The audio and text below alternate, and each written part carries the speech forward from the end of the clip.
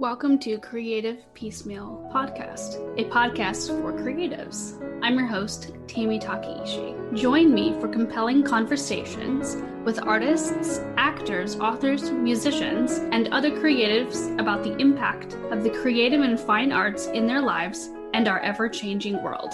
Thank you for listening.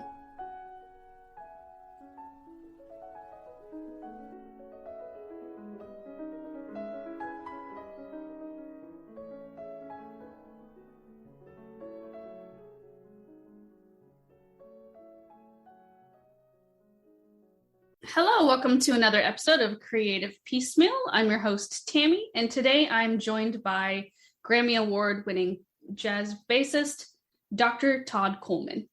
He's one of the most sought-after musicians on the New York music scene and has played and recorded with a number of jazz artists, including Horace Silver, Stan Getz, Gary Mulligan, Benny Golson, Ahmed Jamal, Art Farmer, J.J. Johnson, the Carnegie Hall Jazz Band, the Vanguard Jazz Orchestra, and others. He has also had faculty positions, including posts in jazz programs at SUNY Purchase and Indiana University Jacobs School of Music. He also enjoys fly fishing, bird watching, hiking, and generally communing with the natural world. Thank you so much for joining on the show today. It's a real pleasure to be here. Thank you, Tammy, for inviting me. And listeners, for those of you who may not know, Todd Coolman has a podcast called the Cool Toddcast, and he had recently invited me to be on his show, to discuss music therapy and podcasting. By the way, we got quite a few hits on that. It seemed to be a popular subject. Oh, nice. That's always good. So we're going to get started with who or what inspired you to become a musician, and why did you choose the bass? I'll answer the second part first. When I entered, I think, junior high school, and this is some years ago now, they gave all the students what they called a musical aptitude test. And it was on a reel-to-reel tape recorder, and it was the most idiotic test of all time. You know, they would say, like, what pitch is higher? Or what rhythm is faster? This one or this one? You know? So I didn't find it too hard. I wound up scoring 100 on the test. So I thought I wanted to play a musical instrument, and I wanted to be in the marching band and play the tenor saxophone. And they wouldn't let me because I scored too high on the test. So they said I had to be in the orchestra, which meant to play a stringed instrument. The theory was that stringed instruments were a little more challenging to get proficient at that age in a hurry. So they took me in a room and showed me the violin, the viola, the cello, and the bass. And I was just drawn to the bass, I think, because of its size and because I liked getting attention in those days. And I thought that would be my ticket. So, and then my teacher came up to me before I even chose, and he said, "Show me your hand." And I went like this. He said, "I think you're going to play the bass." He said, "With mitts like that, you should be a bass player." So I just said, okay. So that's how I got introduced to the instrument. But what inspired me to play was several things. I was lucky enough to arrange in my last year of high school. I lived about a 1-hour train ride from downtown Chicago. And somehow or another, we talked my school into letting me out on Wednesdays at noon. And I would take the train to Chicago and get a lesson with the principal bassist in the Chicago Symphony. His name was Joe Guastafesti. And that would be in the later afternoon. Then he would give me a ticket to the concert that night of the Chicago Symphony. And I would go next door to a little diner and get my little grilled cheese and my cherry Coke, and then go back to the concert. And on a weekly basis, I got to hear the Chicago Symphony perform the greatest literature ever written for symphony orchestras.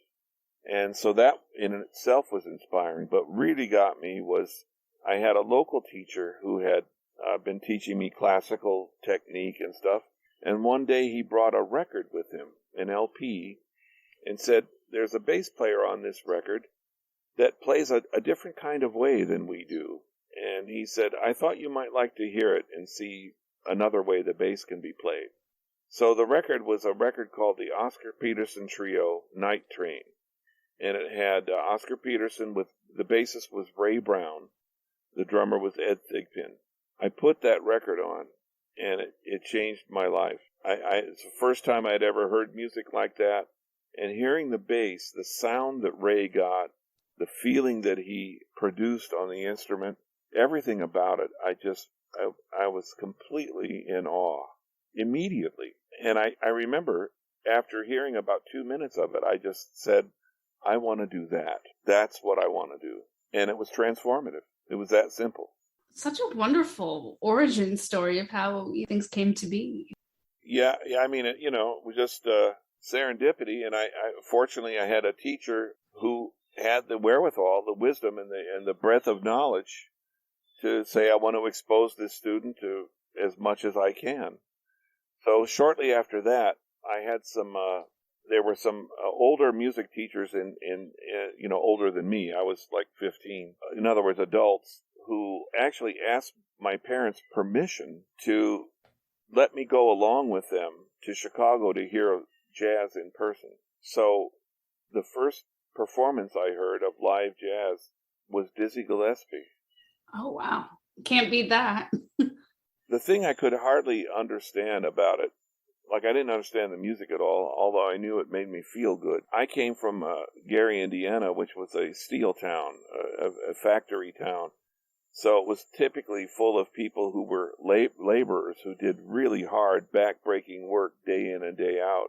And most of the men that I knew, including maybe my dad and others, his friends, they really didn't like work. It wasn't fun. And then I went and saw Dizzy Gillespie, and I saw all the guys on the bandstand having fun. And I couldn't equate that with work. I thought, well, they're not working, are they? I mean, if they're working, they should be, like, tortured and unhappy. But, so I wanted to go back the next week. So I went back the next week, and I heard this gentleman named Ornette Coleman, who was at the time, he's a very avant-garde, like what they called free jazz. I mean, it sounded completely like 5 Men in an Insane Asylum, at least to me at the time. And then the third week I went and I heard the Bill Evans Trio. Bill Evans was a completely unique voice. I would say that in the broadest sense, his music sounded like impressionistic. So I had heard 3 weeks in a row, I had heard like bebop, which was like the music that Dizzy helped invent, was like straight ahead jazz, swinging jazz. The next week I heard total cacophony, at least to my ears at the time, total freedom. And the third week, impressionism and pictures and pastoral streams and mountains and things. And it was just mind-blowing. And on the way back, I asked my friends, I said, I have a question. Which one of those was jazz? And they cracked up because it was all jazz. But to me, they were three different things because I couldn't hear the threads. I couldn't hear the foundational things that were present in all of those presentations. To me, it seemed like one of them probably was jazz and the other two were something else. But that really intrigued me, and I started collecting records at that point and playing along with the records, trying to pick out the notes. That's really neat. Do you still have some of those records? Oh, yeah, absolutely. I have all of them. I could never part with them. This is something that a lot of people don't really understand today. The idea of having just enough money to buy one LP, maybe per month, and going there and getting this LP and reading the liner notes on the back that described what I was about to hear, and looking at the beautiful photography on the front and the images of the musicians, and then pulling the record out, the LP, and smelling the vinyl, that unique smell, and looking at the record label, then putting it on the turn. I mean, to me, it was a whole ritual, and it was a total experience. And then the idea of sitting down and purposely listening to music with undivided attention. Each side held roughly 42 minutes of music. So I would put one side on and sit in front of the speakers and just listen. No cell phones, no texting, no distractions, no computers for that matter. then turn the record over, put it on, and listen to that side, and just take it all in. And, I don't know if it's going to sound silly, but I have a great affection for my LPs. They really mean something to me. They all represent, each one represents a stage of my development, a stage of my evolution. They're like time capsules of what I was doing, where I was, what I was thinking when I bought that Freddie Hubbard record, what it was like when I heard my first Miles Davis record, what it was like standing in the record store and looking through hundreds of LPs and trying somehow to figure out which one is the best one for me. I only have $4, and I can only afford one of these a month. I've got to pick a good one. I can't pick a bad one because it's a waste, and I'll lose a month. So it's fun. It's a really neat question because I'm not sure that people, other than those, my peers, would immediately understand what I'm talking about. But I don't think the guy on the street has ever given it much thought unless he or she has collected LPs back in the day, But I could never part with them. Yeah, they take up a lot of space. They weigh a ton. God forbid I ever have to move. But you know what? I just put them in orange crates and muscle up and move them, and it's well worth it. Mm-hmm. And it's interesting because nowadays music is so easily accessible. You don't have to make choices. You're bombarded with it via finding things on YouTube and Spotify or iTunes, and you don't have to shell out your hard-earned money and take a chance. You don't have to make a decision, and then people are distracted, like you said. Well, it's completely different today, and the thing that I think people are perhaps missing, we called them record albums, and the reason they were called albums was because the thinking was that all of the music on the album was a collection or a collage of a certain aesthetic. We have photo albums, right? We used to have photo albums. So we'd have one of the family. That was one photo album. We had one of the vacation. We had one of like school and graduations. Photo albums that were like thematic. And a lot of these records were conceived of that way. Nowadays, you put on a piece of music and it's kind of out of context. And also, what is really distressing to me, certainly maybe because I'm a musician, nobody knows who they're listening to. They know that they're listening to Brianna, but they have no idea who's behind Brianna making all the music happen. And they don't even want to know. I one time won tickets to a performance because I was able to call into a jazz radio station and identify all the players on the record they played. They played a record. I said, oh, that's Gene Ammons on tenor. That's Bobby Timmons on piano. That's so-and-so on bass, and et cetera. Oh, you win. You got them all right. So I guess for me, it's these kind of issues are deeply personal, and they really have everything to do with everything I do every day. To this day, they're part of whatever I'm able to produce. Mm-hmm. And that's fantastic.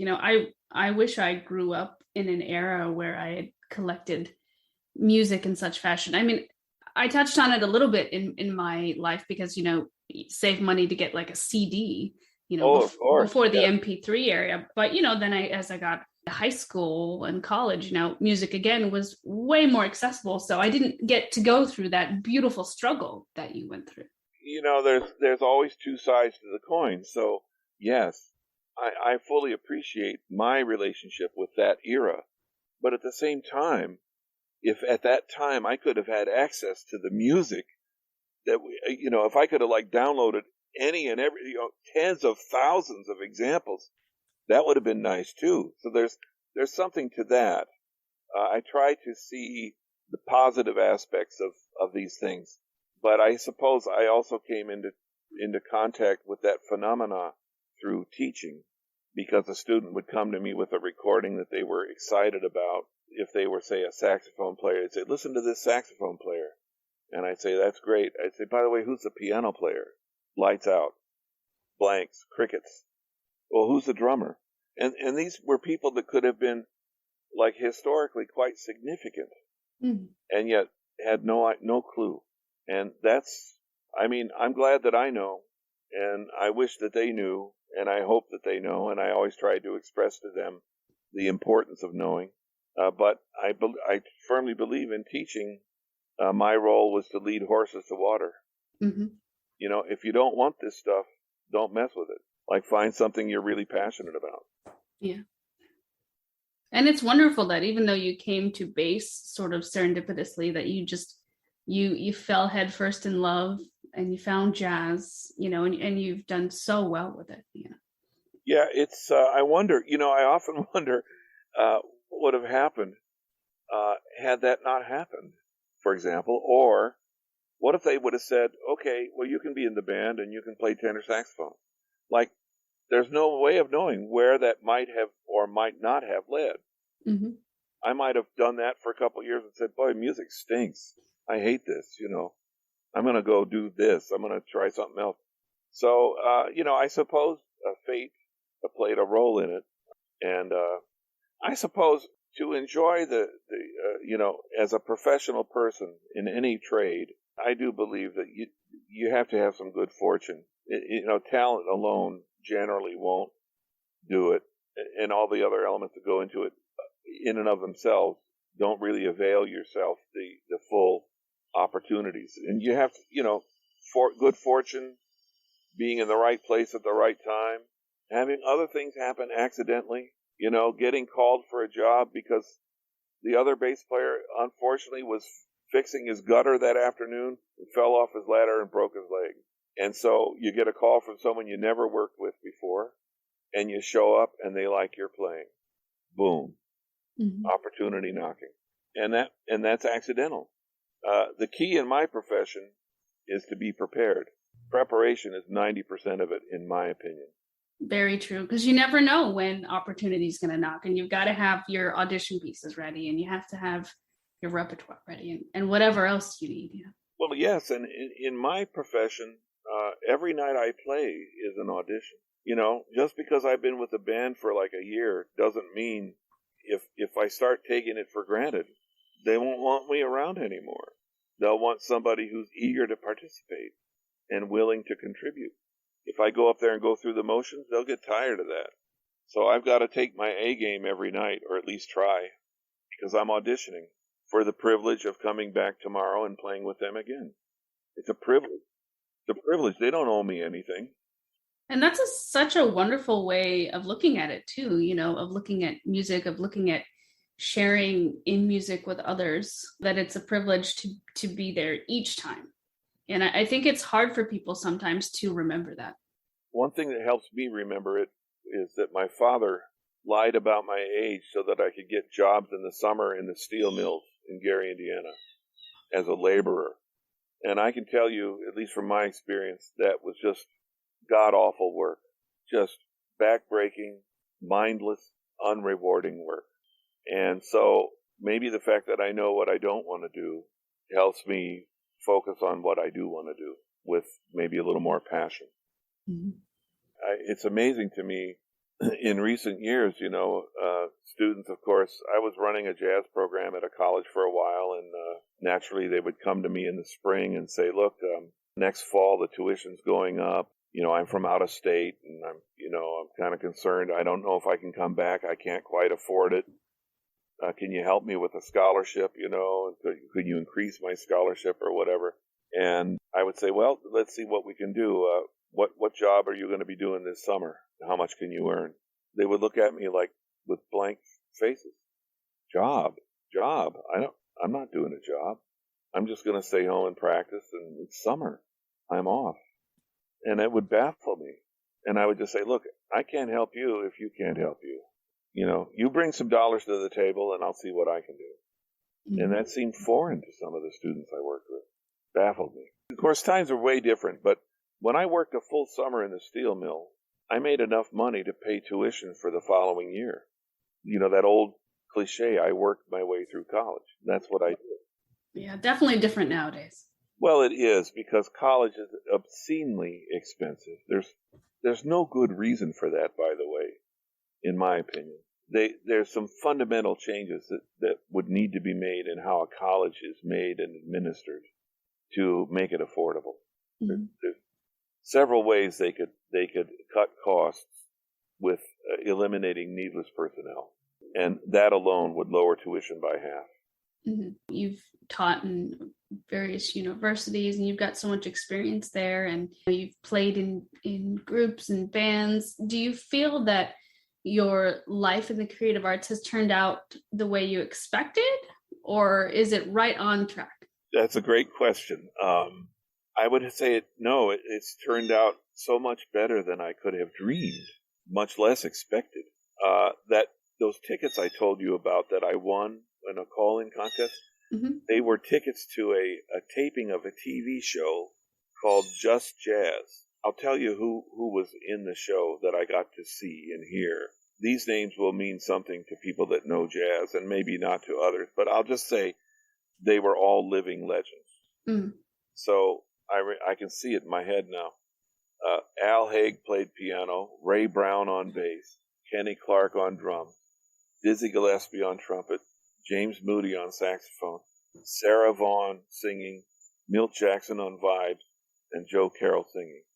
It was like the heaviest all-star group of the day, and I'm in this studio listening and watching. And I absolutely said to myself, God, what would it be like to play with them? And then I thought, well, what a great fantasy, because I'll never know. And I wound up playing with almost all of them. So yes, I mean, my performance experience has been a dream that I could not even dare have dreamed even. I've circumnavigated the world several times, playing with all kinds of bands in all kinds of countries and environments, gotten to see the world. It would be very easy for me to tell you where I haven't been, rather than where I have been. So that alone, and the education that goes with that, is astounding. And then I never had any desire to teach, ever. That was not in my plan at all. And it just happened by I was performing in New York City, and a guy who ran summer workshops came up to me and asked if I'd like to teach at them. He said, have you ever taught before? I said, no. He said, would you like to try? And I said, sure, because at that time in my career, he was offering me 6 weeks of work that paid money, that was going to pay my rent. And I had the time free because I had just arrived in New York, so I didn't really have a lot of work. So anybody offering me a job, the answer was yes. So here's this guy I never heard of. Come out with me for 6 weeks, and we'll do 6 workshops in 6 different cities across the United States, and you can be the bass teacher. Okay.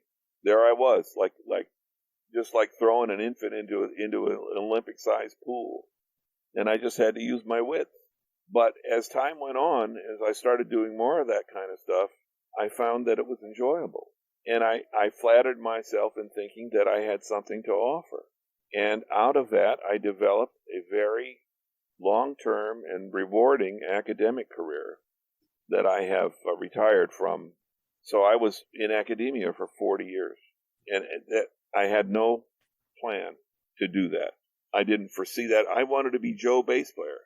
Just go up there and play bass with people. That was my goal.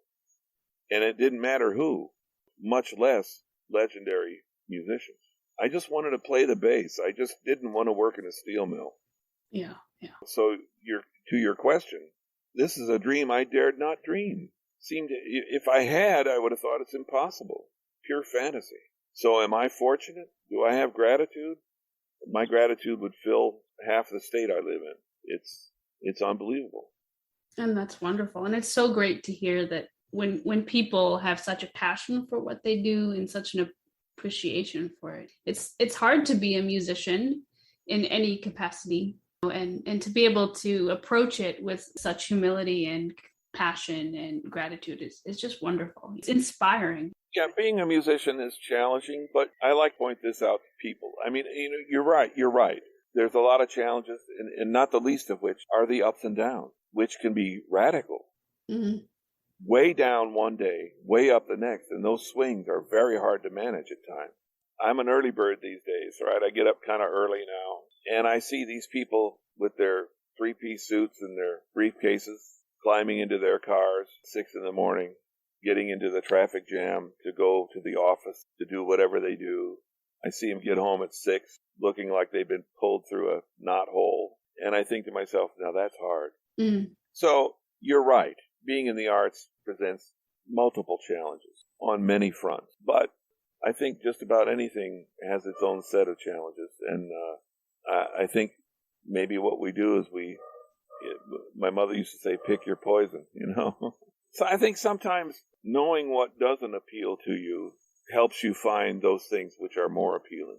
And that can be useful. Having a horrible job, right, can be really useful. And also it can help you appreciate rather than to look down on people that do those jobs. Mm-hmm. If I walk into a 7-Eleven, I'm not looking at that cashier like he or she doesn't matter, or that they're there at my behest, or that they don't have problems, or that they don't have a family, or that maybe that's their third job. I can appreciate being on that side of the counter. Mm-hmm. And so I can't possibly condescend in that. I have to understand and appreciate that they may not be there because they want to be. They probably did not aspire to be a cashier, but they're doing what they have to do, and they're doing it professionally. And I have to admire that rather than to kind of classify it. I'm reminded of a joke I like to tell about the old guy at the circus that his job is to follow the elephants with the bucket and the shovel, and follows them and cleans up after them. And he's been doing it for 55 years. And finally, I couldn't help it. I asked the guy, I said, listen, mister, I got to ask you, aren't you tired of this job? Don't you want to quit? And he looked puzzled. He says, what, and give up show business? So, a lot of things in life, I think, have to do with how we choose to see them. Reality is a human construct. So my reality is pretty much whatever I'm going to make it, I think. I don't know. But I will say this. Whatever I've learned, now I'm 67 years old now. It's taken me that long to learn it. Usually all the good lessons take us a while, huh? Yeah, that has been the case for me. Well, younger people, especially, I'm most familiar with college-age people. They tend to be very self-centered. And I think that is as it should be, at that stage in their life. They're really thinking about themselves and their development and their interests and their likes and dislikes. I never really put them down for that, but I could see the limit to their perspective, and I could project and say, well, hopefully when they get a little more experience in the real world and grow up a little bit, they'll see, So I might say, you might want to think about doing this, and they might not want to consider that right now because it's not the time. It's not what they want to hear, and I understand that. And I would just say, okay, well, do it your way, and see what happens, see how it works out. Some of my best experiences have become a result of my worst nightmares. Sometimes that's just, you have to get burned sometimes to understand that the oven is hot. We all went through that. That's how we learn. It's the most basic learning mechanism in man is mistake making. I've learned that too, and I've learned to use my mistakes that way as a learning tool, not as a thrashing tool or a self-deprecating tool. So, I don't know, I guess at this stage of my life, I just feel that if I had to describe, I just have to say I'm a bit more tolerant, more willing to just let things be.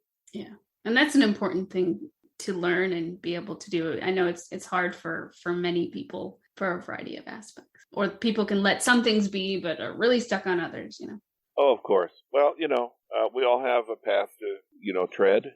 It's kind of funny. My wife and I were talking about it the other night, and we came to the conclusion that although we feel that we might have some good advice to offer others based upon our experience, that we will offer it if people ask. But if they're not asking, I'm not offering because they may not want to hear my advice. And how do I know it's any good anyway? So I just kind of sit still. If somebody is seeking help, I'm happy to offer it. It's interesting you mentioned that about advice because sometimes I ask guests, what is a piece of advice you would have told your younger self? Do you have anything to share? Sure. That could be a whole show. So I'm not, Just one, Todd. Just one. That's tough. Now the question's really hard. But you know what? I think it would be listen. Mm. And somebody pointed out to me that the word listen, if you rearrange the letters, it spells the word silent. And if you just listen, it takes humility. And if you listen, you can learn a lot of valuable things, or even learn what not to do, Mm-hmm. or what not to think, or what advice to follow or not follow. But the more I listen, the more, I don't know, it makes me feel more stable. And it also helps me get out of myself because, of course, musicians and artists in general can at times be very self-centered. And that's not always a bad thing because sometimes it creates great art. But, I find that the older I get, I'm more interested in other people and just listening to them. And then trying to identify with them. So listen to a plumber talk, if a plumber comes to my house, just have a conversation with him and find out about his world or hers. Anyway, that's the best I can answer with one answer to your question. My advice would be, Todd, be quiet, be silent, and listen. It's good advice. It really is. Well, no charge. That one's free. The next one, not so much. Yeah, there you go. So getting back a little bit more to jazz, now that you're retired, have you ever thought about dabbling in any other creative arts? Well, that's a good question. Now, I want to clarify. I'm not retired from playing or being a jazz musician. I did retire from academia, per se. But other endeavors, other artistic endeavors. I will make a long story short, but through a serendipitous chain of events, I got a phone call one day from a woman who had a 9-year-old daughter who was interested in playing the bass. Now, nowadays, they have these basses that are scaled down, like little 8th-size versions of basses, so that kids can be involved, at a young age. And I said, I have to be honest with you. I said, I've never taught children in any context. I said, I've always taught at the college level. I'd have to really rethink, how to go about my business. I said, I'll tell you what, make you a deal. Let's try it. And if either your daughter or you or I find that it's not going to work out, no harm done, no fault, and I will find you the right teacher. And so that was our agreement. And all I can say is that teaching young children has just been an absolute gas. Mm. Just so fun, so rewarding, because children are involved in music just because either they find it fun and or their parents realize that it's crucial to their intellectual development. There's a lot of science on that fact. And so they're not aspiring to play at Carnegie Hall. So it's a whole different mindset. And they want to have fun. And I feel like I can help them have fun and at the same time learn some valuable stuff through the study of music. Life lessons, intellectual development, analytical processes, reasoning, dealing with defeat, dealing with success. All of these analogous life lessons that come out of it, and it has been a blast. So artistically, if you will, I've been trying to develop curricula for little kids because I'm learning. Every time I teach one of them, I learn something, and I'm learning that they really tick differently than college students, and it's a whole different ball of wax. So in that regard, yes, I've been interested in that. I've been interested in things that involve the natural world because one thing about playing music for a living or teaching at a college is it's all indoors. It's kind of difficult to, like today, where I'm at the moment, it's a beautiful day of light breeze and low humidity, sunny, gorgeous. Now, I don't know how many of those kind of days I forfeited because I had to be indoors practicing or teaching or whatever. So now I have an opportunity to do my interview here instead of in the basement. I have found that to be pretty rewarding. But no, I'm not going to suddenly start painting or not writing poetry just yet or anything like that. But I'm still very active performing and playing, of course, with the well-known current limitations. Had such a profound effect on so many people in the art. Very sad to see and witness it. Again, I have the benefit of being at that stage in my career where, if I don't have a gig tomorrow, it's not going to like completely derail me. But if I were in my 20s trying to get a foothold, that's tough. Yeah. Yeah.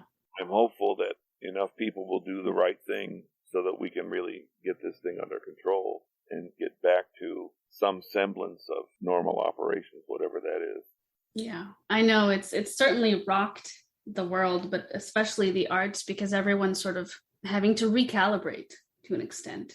Well, I have friends that were in very respectable positions in the industry, say, that have already found new professions.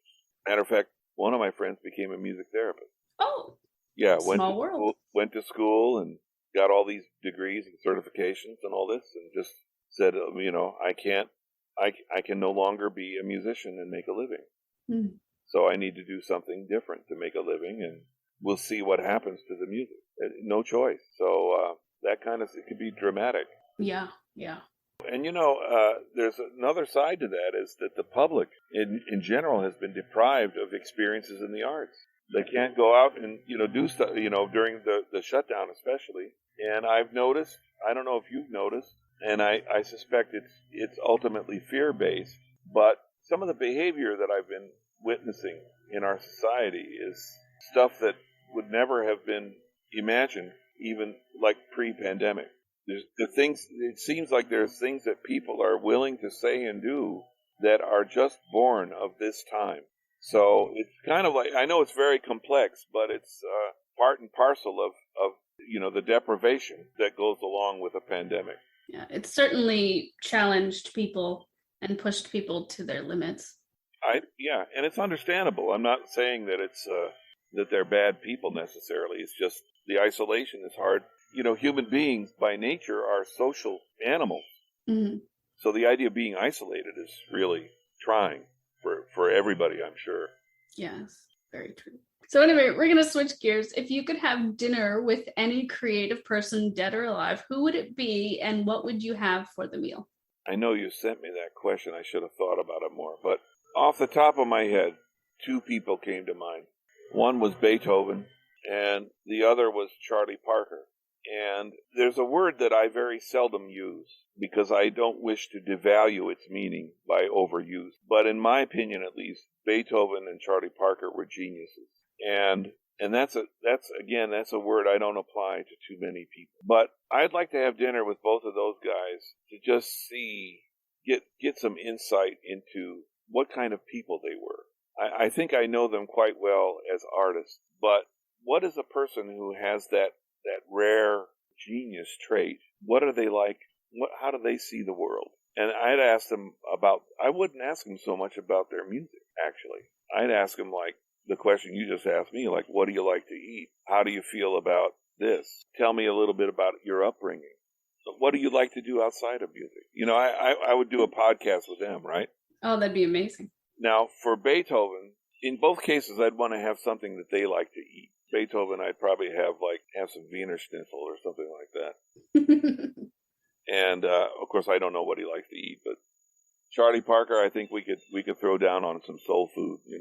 Yeah, I know. I'd take him to an all-night joint and get him fried chicken and waffles. That's what But yeah, I would be interested in the ordinary side of those people, because I know that although they're geniuses, they're ordinary people. That's what people still ask me. My neighbors still say, "But what do you really do?" I see you carrying that bass around, but like, what's your job? And they see me out mowing my lawn, and they can't put that together. Like, this guy travels all over the world, plays all these people, and blah blah. He's done this and that. What's he doing mowing his lawn? Is it well, I mow my lawn, I brush my teeth, Yeah. But that's what I'd want to know from those gentlemen is who are you? Not like what's your music like. I kind of know that. Why do you think you have these gifts, or what? No. What's your musical insight? No. Like, do you like sports? Yeah. Have you ever tried? Do you play chess? Like, whatever. That's the kind of stuff I'd like to know if I could have dinner with them.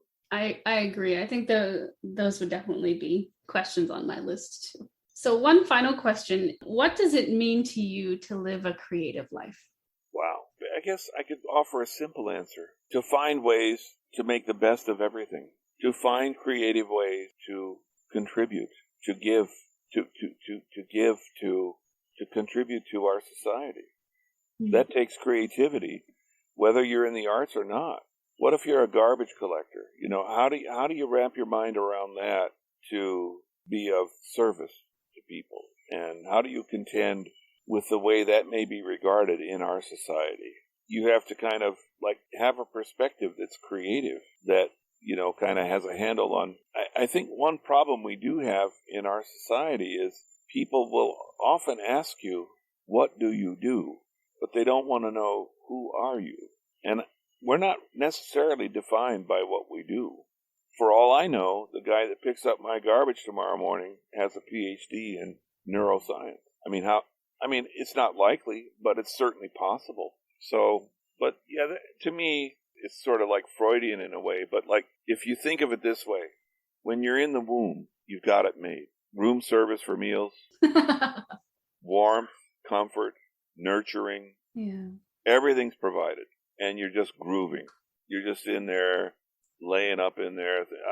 Boy, this is great. Oh, I love this. Then birth happens. Chaos. Bright lights, people screaming, all these machines, people grabbing you.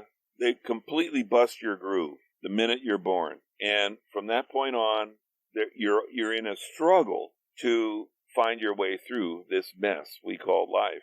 So living a creative life is finding some sense of purpose, some sense of what I call contentment, and some sense of service. That, to me, is being really creative, because you were born into chaos.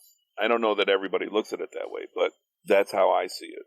It's so important to find purpose, help others, and just do your best, Yeah, to me now, service takes on so many subtle contexts, and I just feel good to be somebody who my next door neighbor can come to me and say, I'm going to be out of town for 3 days. I wonder if you'd mind taking in my newspaper and mail and just sort of keep an eye on things for me. That just makes me feel great. Even greater that they would even ask me, that they would think, well, here's a guy that can help, would be willing to help. That's creativity, because, I have played in Carnegie Hall, and I have heard standing ovation, and I don't need that to feel creative and to feel whole and to feel like I'm navigating the chaos in a way that makes me feel useful, purposeful, of service and content. Very good. Very good. Well, thank you so much for joining me on the podcast. And listeners, please be sure to check out Todd Coolman's podcast, the Cool Toddcast, available wherever you get your podcasts. Thank you so much. Thanks. And thank you for this opportunity, Tam. Thanks for listening to the podcast. Like the show? Have a question? Stop by the Facebook and Instagram pages. Links are in the show notes, or search for Creative Piecemeal Podcast on social media and click follow for all the